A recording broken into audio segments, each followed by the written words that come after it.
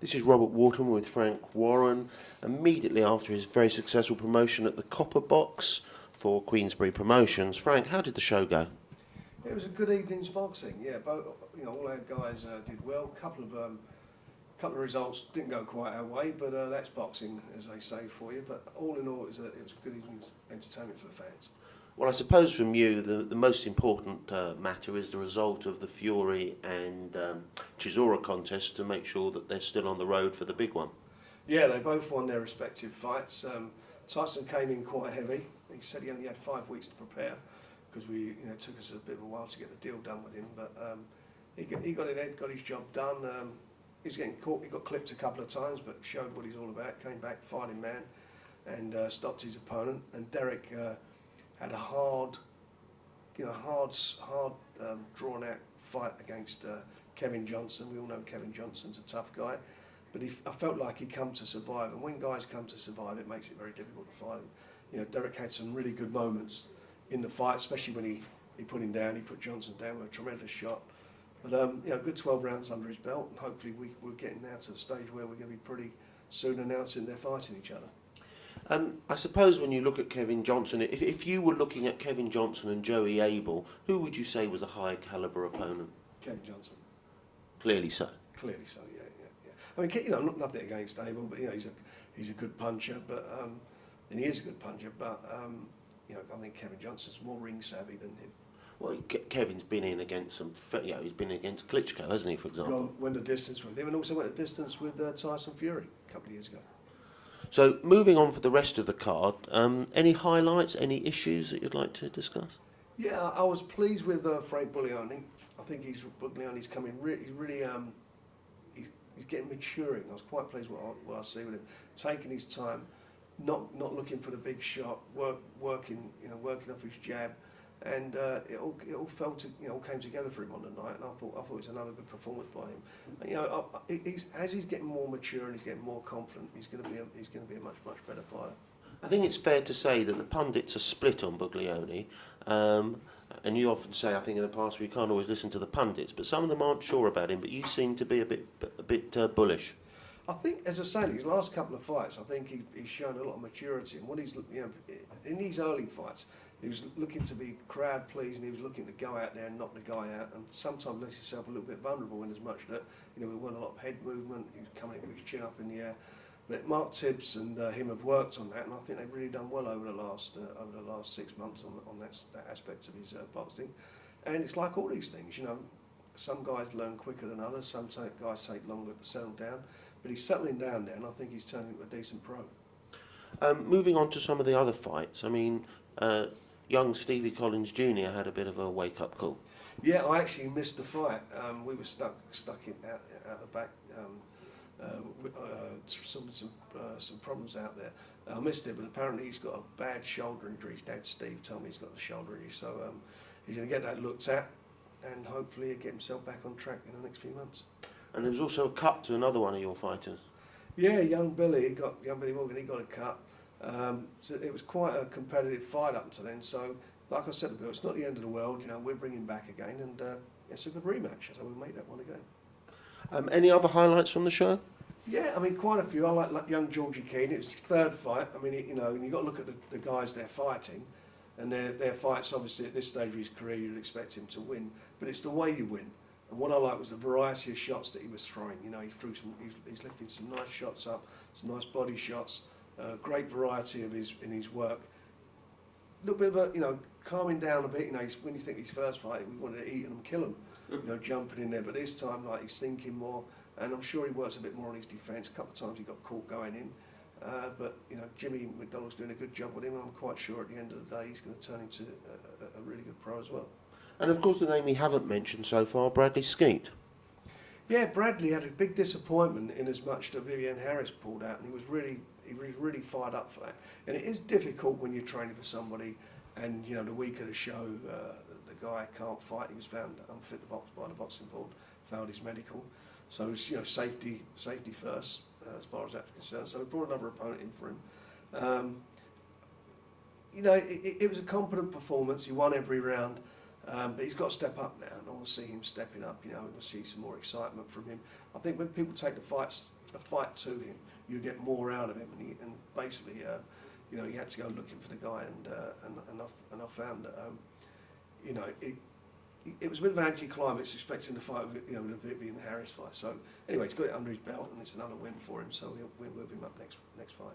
Talking about Vivian Harris, is it really career over for him now? I mean, the medical results, was it a very serious matter or technicality? We'd never be able to box in Britain, but you've got some different, certainly in America with some of these different states they allow, and some of the countries in Europe allow guys to fight, which is a great shame. I think that's why we need we need a FIFA type of situation in boxing regarding, certainly even if it was just regarding the medical aspect of the sport, because these guys can go from country to country or state to state, excuse me, and be allowed to fight. So we obviously don't want to see Harris put his life in danger.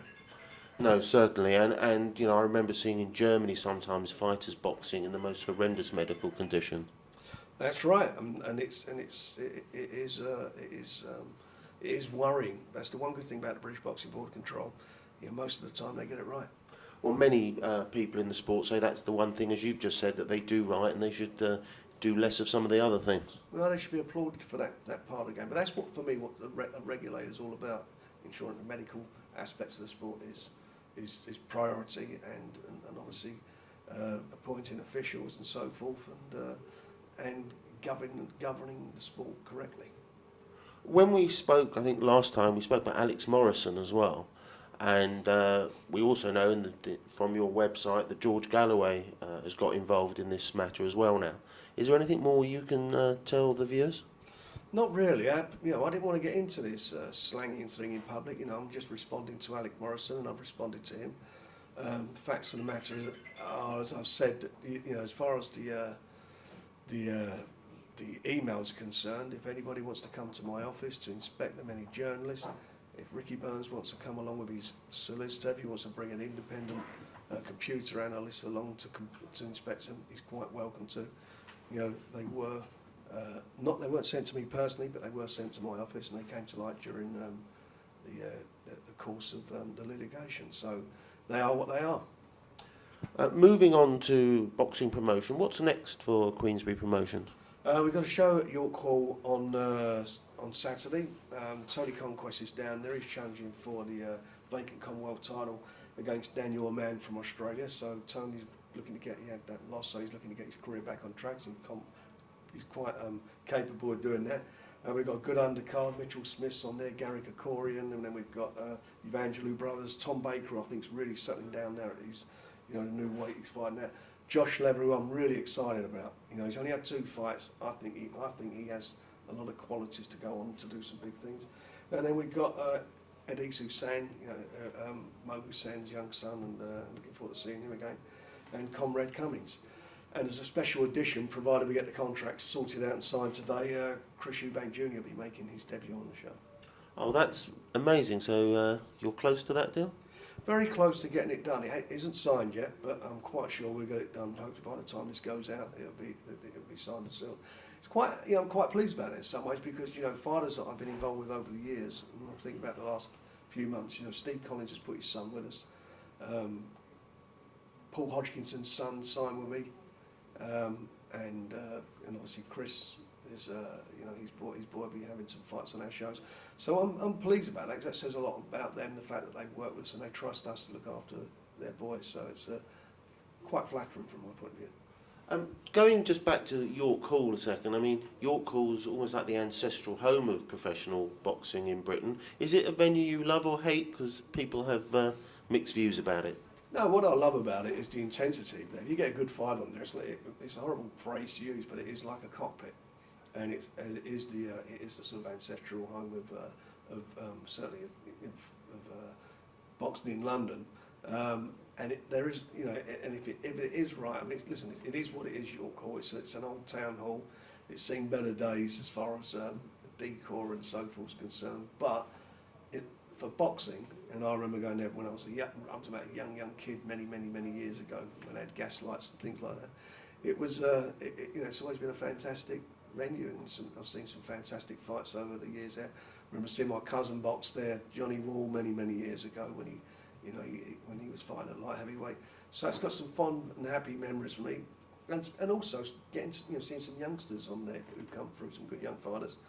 And I even remember putting Johnny Tapia on there years ago, brought him over, and that was a fabulous night. So there's some really good memories there, and if you get the right fight in there, the right atmosphere, there's nothing like it. So when we look at York Hall, on the other hand, when you're promoting in London, you have York Hall, you have the Copper Box. Are they the two main venues, and so almost diametrically opposed to each other? Yeah, I mean, what that you've got York Hall, which is what it is, small hall boxing. Then you've got Copper Box, which is an intermediary venue. It holds just under 8,000, which is great for us. And then obviously anything bigger than that, any other bigger fight than that, then we'd go to one of the bigger venues. If it's in Manchester, it'd be the NEM Marina, or what they call it this day. It keeps changing names. You have to sponsor it these days. Or a Wembley or an O2. So there are all those different venues that you can use, but those two venues are what we're focusing on, along with what we're doing up in the northwest in the Liverpool area. From the fans' perspective, is there a big difference between promoting, let's say, what you would call a small hall show at York Hall to a major stadium show at West Ham, for example? I think on the night when the fights are on, the fights are what they are. So if you're a fight fan, and I like to think I'm a fight fan as well. You enjoy, going along to see them. Obviously, if it's a big stadium show, there's a lot of work goes into that. A lot of planning has to take place. Liaising with the local authorities as far as safety is concerned, liaising with the police and security companies. And obviously the negotiations for fights like that with overseas TV companies and all those different aspects to make it work. I love all sorts of events. Because that's what we do, and that's what I've done for most of my life. But I suppose deep down, a huge event obviously is what it's all about. That's our Wimbledon, or that's our Grand National or Cup finals. So we all look forward to those. You've been involved with the sport for a great deal of time, in many different guises. You're one of the premier promoters in Europe. You've seen great times, mediocre times, and incredibly difficult times. What actually drives you to carry on? I think basically because I mean, whatever you're doing, you like to do what you're doing. I know some people go to work and they hate their job, and there are aspects of boxing that I don't like. I don't like what's going on, for example, with stuff with Ricky Burns, and so that no one would like anything like that. But I'm an optimist, and as an optimist, every time I'm involved with somebody, a fighter, I'm optimistic about what I can bring to the party. I'm optimistic about their chances of hopefully winning a world title. I'm optimistic about that what I can, that I can help guide them, help. I suppose in an egotistical way, think that right, I've spotted somebody. I think providing this happens and that happens, and I can be allowed to do what I do, I can get into that stage, and I want that to work. So it's a bit of that about it. But the bottom line is I do love the sport. There are a lot of things in the sport I don't like, but there are a lot of good things in the sport that really, I think, bring out the best of people. In some aspects, that bring out the worst of people. I'm a competitive person. I don't roll over for anybody. I've never done that. I didn't do that before I got into boxing, so I'm certainly not going to do it now. But I hate wasting all the energy, the negativity and the stuff that you have to waste these days. And as I mentioned before, we've done a few interviews. Somebody's tweeting and Facebook stuff, and I see some of these kids who've been affected by what they call it, trolling and all that stuff. I don't like none of that. I mean, I'm big enough and ugly enough, as I've said again, to be able to deal with that. But I don't like that aspect of it. But you let people keep throwing their shots, and eventually, you choose the moment to counter. I mean, I don't, for the life of me, understand why George Galloway got involved in this stuff with Morrison. I mean, he's the Respect Party. He claimed that he tried to contact me. Well, I never had a letter off him. I've never had a phone call off him. No correspondence with him whatsoever. And like everybody, made a decision that I was in the wrong immediately. I don't know what happens in this country. I always felt that you're supposed to be innocent if you're accused of something until proven guilty, and that works both ways.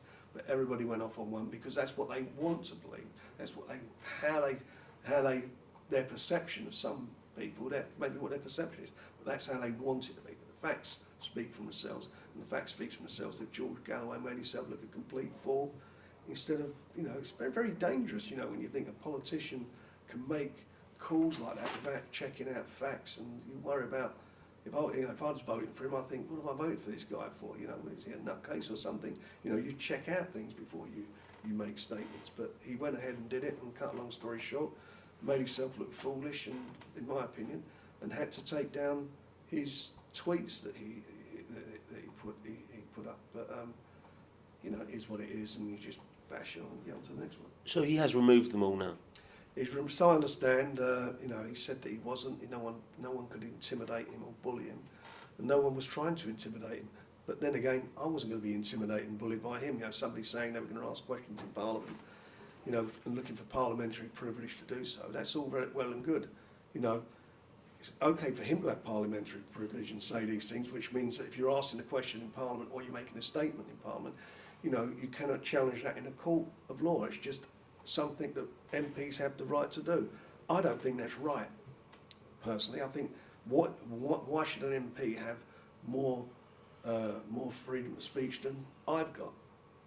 And if what he's saying is, if he feels what he's saying is right, and if he feels what he's saying he's comfortable with, then say it outside of Parliament. And then if it's wrong, then we have ways of redressing the balance. You've mentioned a few things you don't like about the sport and the things surrounding the sport right now. Can you let us know a few things that you like about the sport? I like the boxers. Sassy, I was looking at Billy Morgan in the dressing room afterwards, and I thought to myself, he's down, and you're looking at him, you're thinking, this is his life. Got a cut. Listen, the other boy got the win, and good luck to him. But I'm talking about the guy that I'm actually involved with, and I'm working with him, and I felt down for him. You look at him, you think, come on, let's give him a leg up. We want to show him that we're with him. It's horrible in a loser's dressing room, but that's what the sport is. When you're in a loser's dressing room, and especially if you think, you feel your guy's going to win a fight, it's not a happy place to be. But our job is to, or my job, is to, get behind him. They put their faith and trust in us, so we work with them, and we do the best we can, for him, certainly as far as Bill's concerned, and every fight I'm involved with. And that's why sometimes the worst part of it is when, that all gets forgotten about. One thing that happens in this sport is, and I don't think it's down to punches to the head, or I don't think it's down to some of the managers watching fights, is amnesia. All it is, so what you done for me today? Don't matter what you did yesterday, which is sad, because there has to be some sort of loyalty factor in anything you do. If you've got a friend, you want to be your friend to be loyal to you. You don't want your friend to be stabbing you in the back, or somebody you're working with. You expect a bit of loyalty out of them. And if there's a conflict of interest, and there is at times, where you've got two guys that you're involved in, you're promoting with, then you have to step back, let them fight each other, and you step back and may the best man win on the night. But you've got to deliver what the fans want.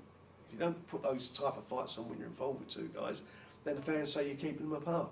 And I've always believed in, the best fighting the best, and trying to make that happen during the course of their careers. It's funny, you lead into sort of my next question very nicely, which was, you said you're an optimist, and I take that sort of as a glass half full sort of man. You've created more champions of British professional boxers than I think any promoter in the modern era. But there was a famous boxing man, Mickey Duff, who says, you want loyalty, go get a dog. How much does it hurt when a boxer who you feel, as you said, gets amnesia, you've built his career up, you've turned him into a superstar, and then he walks off? Well, it can be hurtful, it happens in different ways. There's a lot of fighters who've been very loyal, stayed there and had good careers with me. But, it's like all walks of life, isn't it? If you're a football manager, how do you feel when you've brought a player, developed a player, and his agent blows down his ear to get him to move so he cops his agent's fee? You see that happening all the time. It's not just us. You see in big business, somebody go from, or TV industry, somebody go from ITV, go to work for BBC. I think there's talk about Suzanne Reid now moving from BBC to ITV.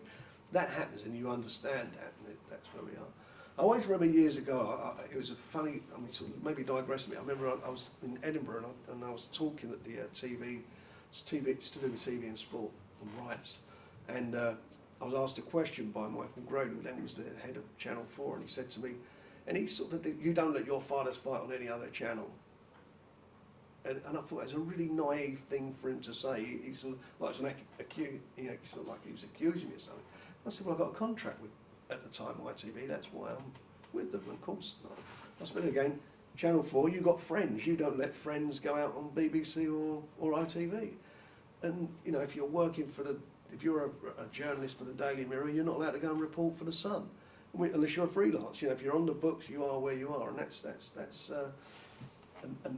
how it is. And if you're a fighter, I don't see how, if you've got a contract with somebody, and you've not done anything detrimental to them, then how they feel they can just walk off and you're going to sit there and allow that to happen. If you've done something wrong, then you have a forum to deal with that, which is the British Boxing Board of Control.